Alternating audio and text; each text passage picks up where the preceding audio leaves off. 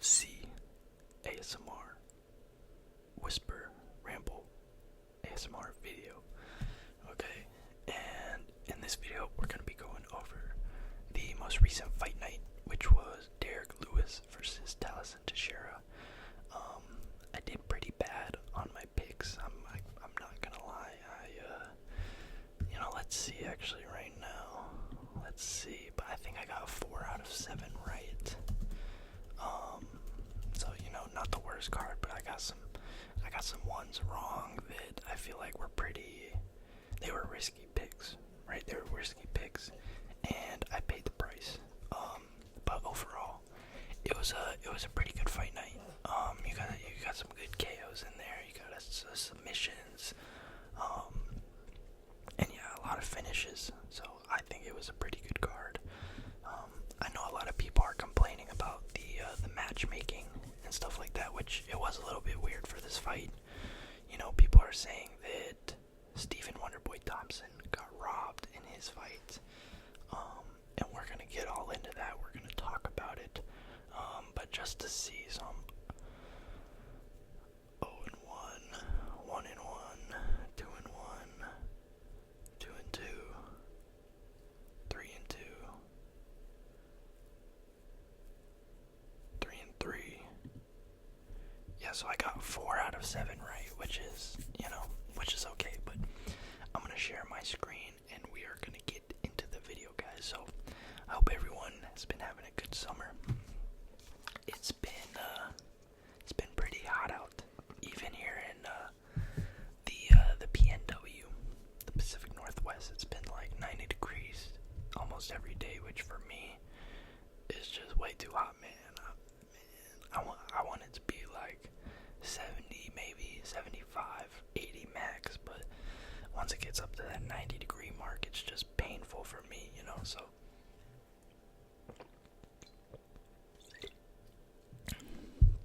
Reminder, stay hydrated out there.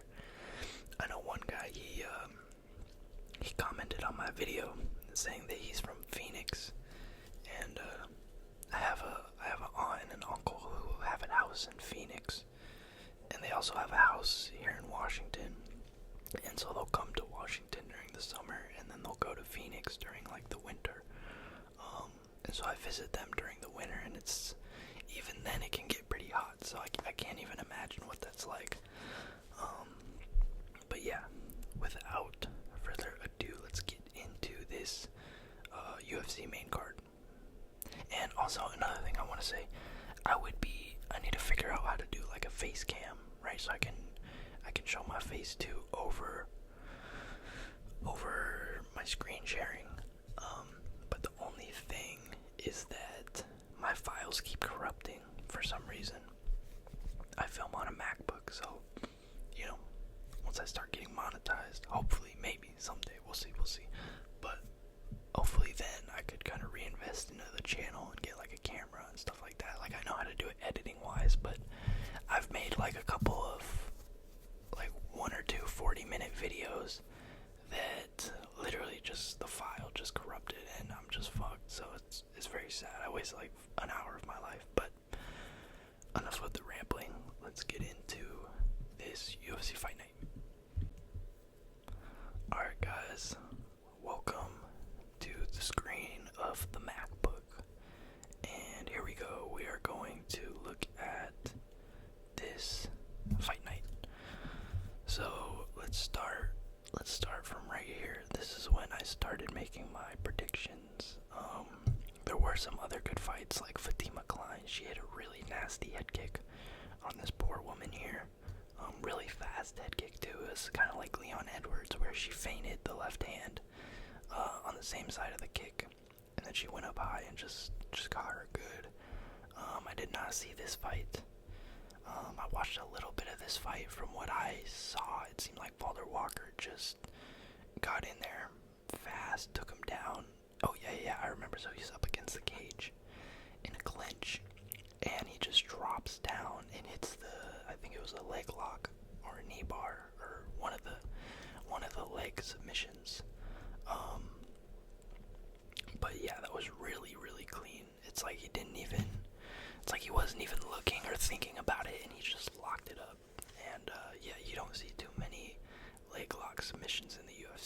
was very impressive.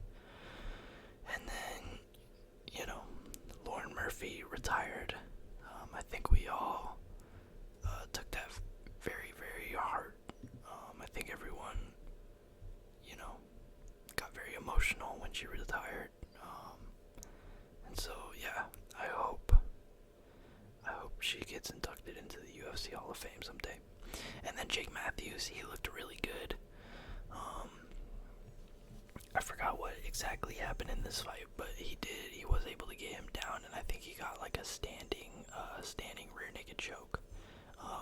And Chidi Njokuani kind of tried to shake it off, and Jake Matthews was like to the side of him, but he was still able to get the tap. It was tight enough. So yeah, this fight I predicted Chris Curtis to win, and honestly, I gotta say Chris Curtis did not impress me in this fight. He looked okay, but he was just not. My dog's being annoying right now. He's kind of ruining the video, but he looked okay. He landed the bigger shots, that's for sure. But I feel like he really didn't let his hands go, like he should have. Like there's a lot of times where Max Griffin definitely looked noticeably gassed out. He was getting tired. His movement was starting to slow down. You could see him breathing heavier, his output kind of fading, and Chris Curtis would just kind of walk him down and, not really throw a lot. So I think he won pretty definitively. He landed the bigger shots, but I think he could have done way better. So really not an impressive showing from Chris Curtis in my opinion, but he was able to get the win. By split decision too, so that's why I say he should not have let it get that close. And then we have Junior Tafa versus Tokkos, and I got this fight wrong. I picked Junior Tafa, and I even said in the prediction video, I said if Junior Tafa was fighting against like anyone else closer to the top 15, I would pick them. And yeah, the Tafa bros, I mean, they have good power. They have decent striking, but they have no takedown defense. They're just really honestly not that skilled, if I'm gonna be completely honest. So yeah, Tokkos was able to get him down, and I mean he was just dominating him. He was kind of like a slow, grindy, ground fight where he would just work. He would try to transition to more dominant positions. He threatened with a couple of submissions multiple times, and then he was able to get I believe it was just a rear naked choke, if I'm not mistaken. Yeah, I wish this showed you what it was, but yeah, I don't think I'm ever picking one of the Tafa brothers again. Honestly, I think it's a matter of time before they get cut from the UFC. I just don't see who they're gonna beat. Like I said, he has decent power. He has okay stand up, but they can't defend takedowns and they can't really do much else. They're just kind of unskilled. And this was his first fight at like heavyweight too, so yeah, a lot of people picked Tafa. And the only reason I picked him was because I have never seen this dude fight, and he was 0-2. And so I just kind of assumed Tafa would get the KO, but that's not what ended up happening. And then we have Vitor Petrino versus Austin Lane, and this is Vitor Petrino was coming up from light heavyweight, and yeah, he took Austin Lane down. I did pick Vitor Petrino in this fight. He took Austin Lane down, and did kind of the same thing that Tokkos did, where he just kind of grinds on him, so transitions from position to position. So he only got one takedown, 2 sub attempts, only 17 strikes, pretty much all on the ground. So yeah, Austin Lane as well, he's another one of these guys where he has okay power on the feet, but Austin Lane in all of his fights, he just gets knocked out. So honestly, it's a good thing that he didn't take more brain damage, but I think he's got to go from the UFC. I just don't see who beats him. I feel like, these guys, Austin Lane, Junior Tafa, they're just kind of bodies in the UFC that are meant to get beat. so other fighters can progress. I mean, I think Austin Lane has gotten maybe like one takedown or one win in the UFC or something like that, but yeah, he's just not very talented, no takedown defense, very, very chinny. So yeah, good win from Vitor Petrino though. That was his first fight in the heavyweight division. So we'll see if he moves up the ranks and becomes a contender. But his grappling did look very good. But it's just, how much can we really weigh on it against a guy like Austin Lane, who's really not that good. So we'll see what's next for Vitor Petrino. But he looked really, really good in this fight. And then this was fight of the night. Fight of the night, guys. These guys both got their bonuses. Nate Landwehr fighting in front of his home crowd in Tennessee. So they're all really rooting for him. I was rooting for Nate Landwehr. I actually picked him to win this fight. And my prediction was that he would just kind of have one of those gritty, crafty vet performances where he just, goes out there and kind of takes some damage, but ultimately brings Morgan Charriere into the deep waters and, just keeps pressing him and getting the late finish is what I predicted. And it honestly kind of looked like that was going to happen a little bit. In the first round was definitely Morgan's round. He was piecing Nate Landwehr up quite a bit. I guess he got some takedowns. Guys, most of these fights I was at work watching. I'm supposed to be getting a new job here soon where it's like a more normal schedule. But yeah, right now I just work I work at Panda Express basically, so I was just washing dishes while I had these fights up, and so parts of it I missed, right? But let's see. So yeah, I didn't know he got a couple of takedowns, but Morgan Charriere was looking good in the first round, and then in the second round, Nate Landwehr started to kind of gain some speed, gain some momentum. He was tagging Morgan up quite a bit, and that's when I thought in the third round, Nate could kind of start putting it on him and maybe pull out that victory. I think it was maybe it was 1-1 going into the third round, but at the beginning of the third round, Morgan just kind of bit down on the mouthpiece, went forward. He ended up rocking Nate bad with, I think it was a right hand or maybe it was a left hook or something like that. But he rocked him bad. Nate was on the fence, kind of trying to slip the punches and dodge as much as he could.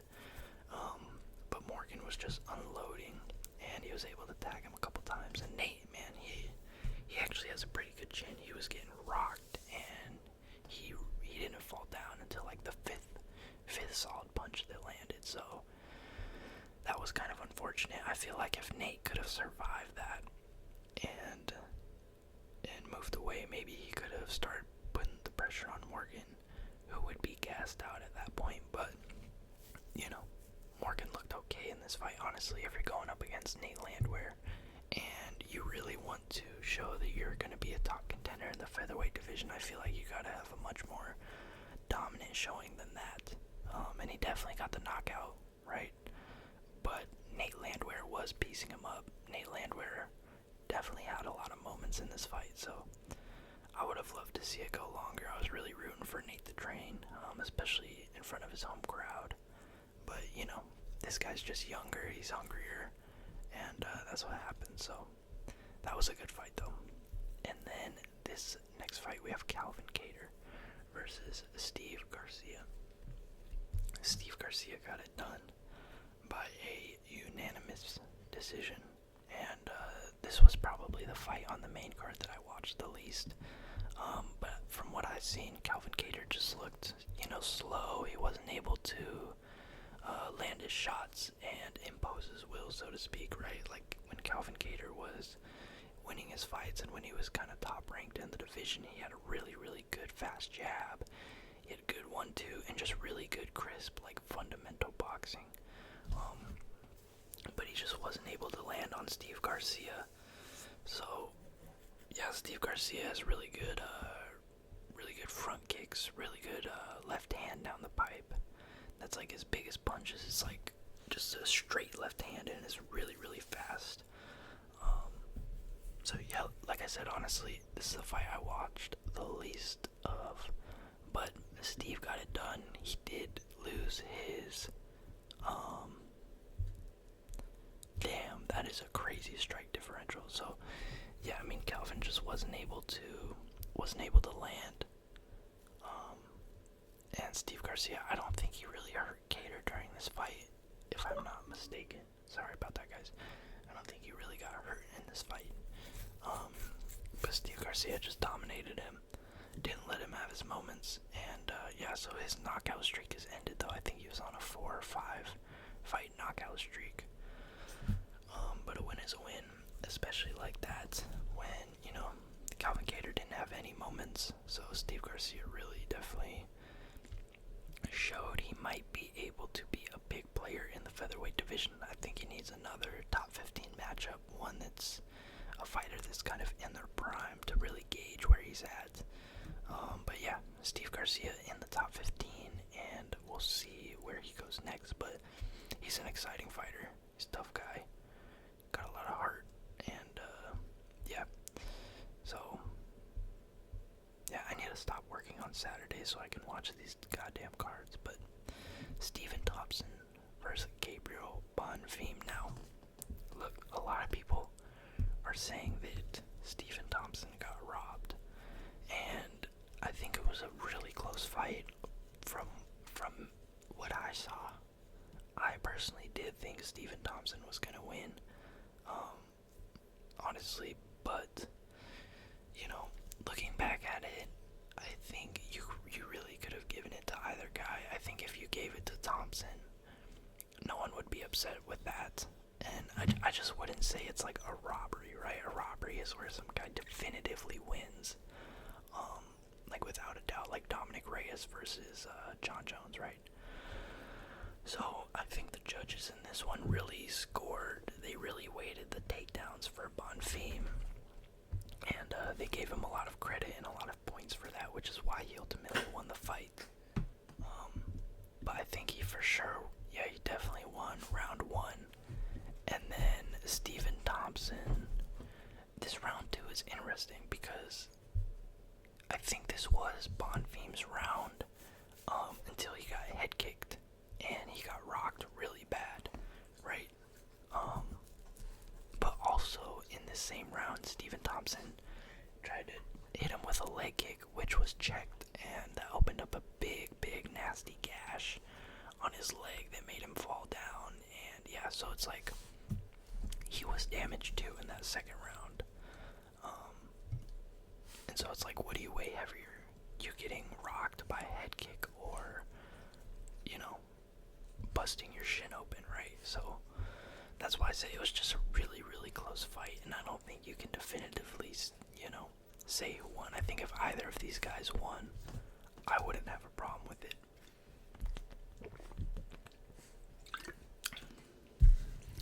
And then, so I think maybe Thompson got round 2, and then Bonfim got round 1 and 3.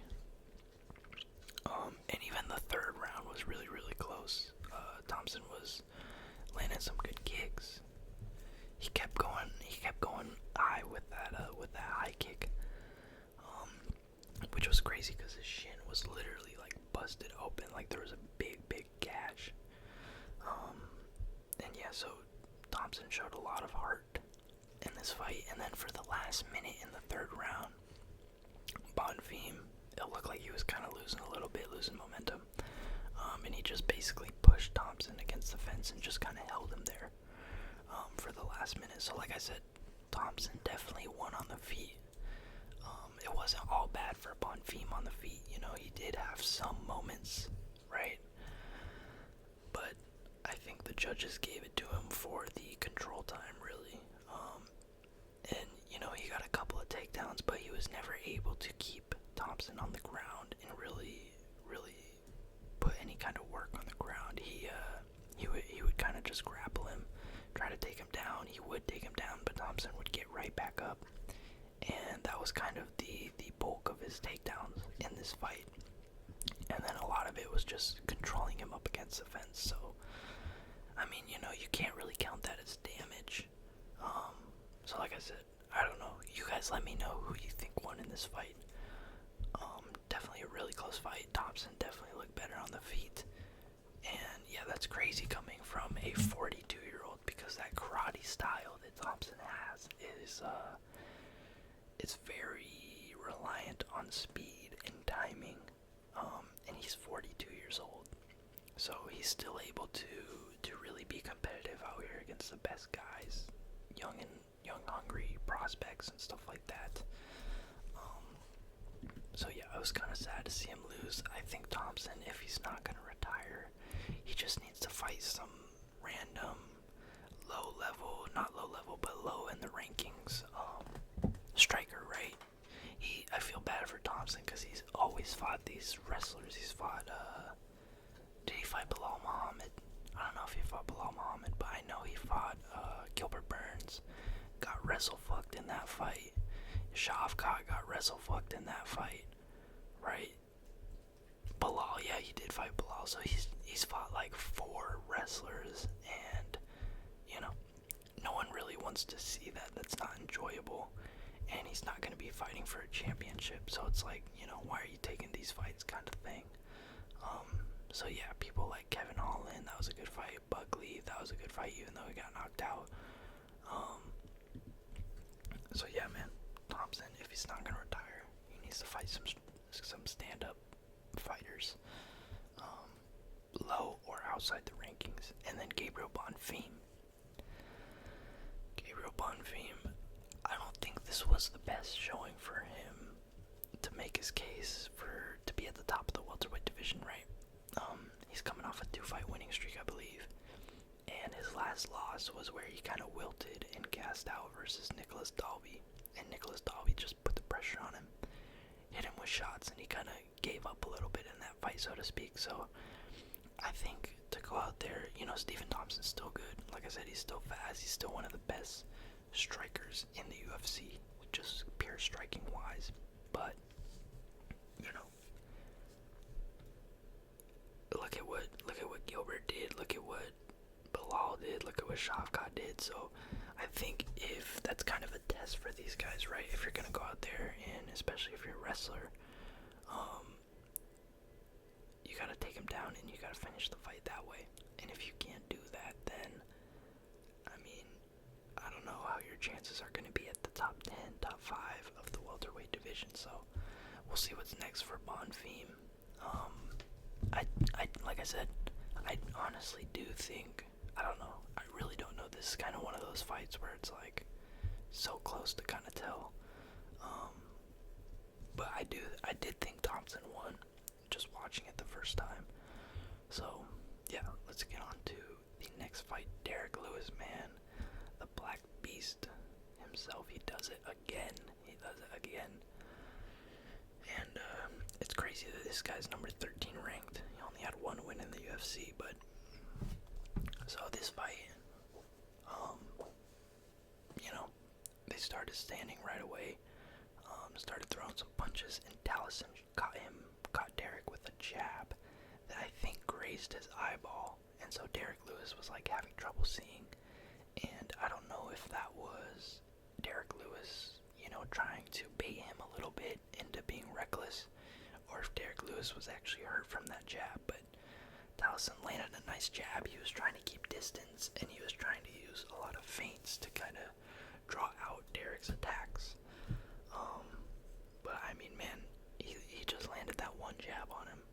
Derek Lewis kind of acted hurt. Taliesin kind of jumped on him a little bit, tried to jab him up, tried to hit some more combos, and then Derek Lewis just went forward, swung a right hand, left hook, right hand, and then he leaned in a little more, twisted his hips, and hit him with another left hand against the cage that dropped him bad, okay? Dropped him bad. And right when he dropped him that first time, I was like, oh, it's over. The fight's over already. But he was landing some ground and pound, but Taliesin was able to get up, and he really wasn't, it didn't didn't look like he was rocked when the fight got stopped. So it definitely, to me, in my opinion, I do think it was a very early stoppage. And a lot of people are saying that, it's because he grabbed the fence. It's because he grabbed the cage, which he definitely did. He was getting rocked on the ground, and he just full-on climbed up the cage. But I think in that situation, I think you just have to let him go out, or keep fighting, especially in a main event like that. So I think Jason Herzog, the ref, I think he did step in to try to stop him from grabbing the cage, and then he was just like, okay, whatever, it's over. So unfortunate way that ended. I would have liked to see Taliesin go out completely, or see if he could come back. Yeah, that stoppage is a little tough, because it's like, would he have survived if he hadn't grabbed the cage?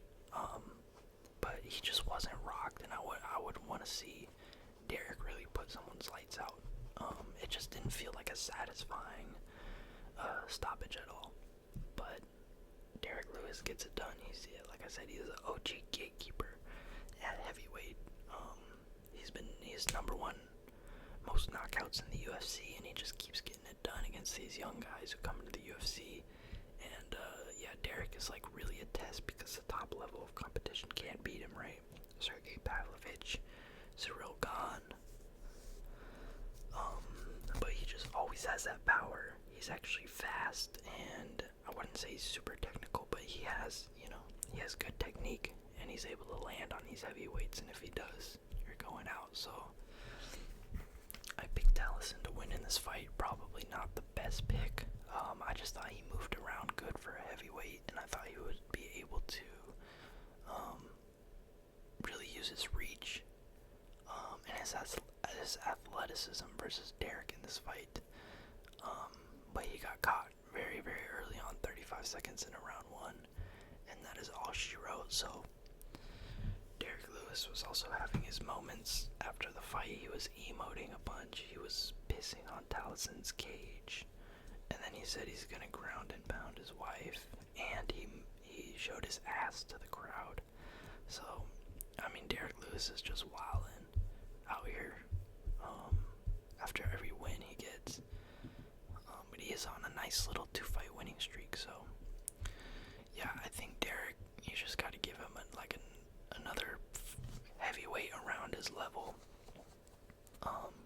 because he's not gonna compete well against the cream of the crop.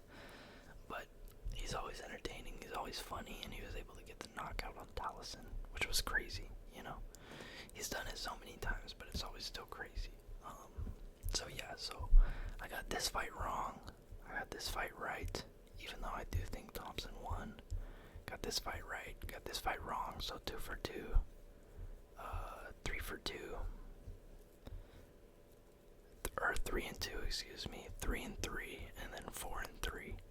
So, not a great night for picks, honestly.